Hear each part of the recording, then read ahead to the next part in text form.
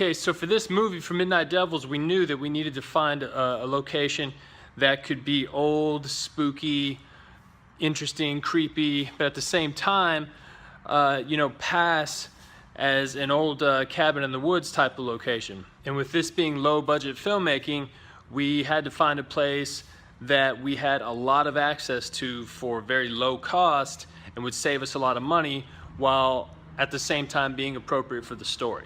Thank God my co-director Jennifer Stone said her Nana was going to let us use her cabin, which is located way out in Mount Vernon, but the upside of that would be, that we would have tons of access, free, no money's gonna be, no money out of pocket. It's not gonna hurt our budget, except for unless you include the gas money, right?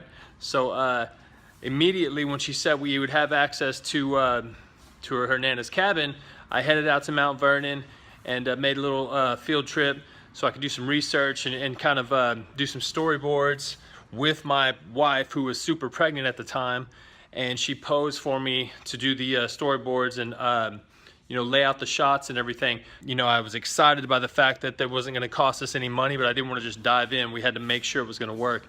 So I went out there, used my wife for the storyboards, and she was really awesome for doing that, because I know she was a little bit on the miserable side because she was due to have our son in just a couple weeks. So she did that for me. We got the photos, I laid them out and I showed them to Jennifer, and me and Jennifer took a look at them and we were like, we can really make this work. We can make the cabin look old. The movie's supposed to be set in the 80s. We don't really give a time period, by the way, for that. We wanted it to be kind of open to interpretation, but there's some hints and stuff that it's definitely in the 80s. So we knew we need to make it old looking and stuff, cobwebs, kind of funk it up a little bit. But yeah, it worked out, and I ended up being super happy with the location and the way we were able to make it look in the film.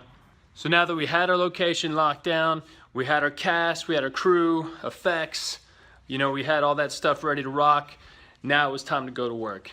So we picked December 1st for our first day to be on set.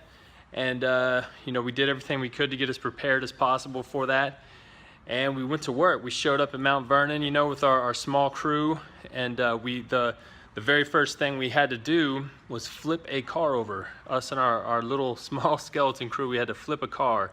It was pretty insane, but we were determined to make it work, and we ended up pulling it off pretty good. So in the next update, the next movie update video, I'll show you guys how we flipped that car over safely and carefully, properly, and I'll show you guys how we did that and all the crazy shit that happened on that first week of shooting, and I'll show you some behind the scenes and stuff.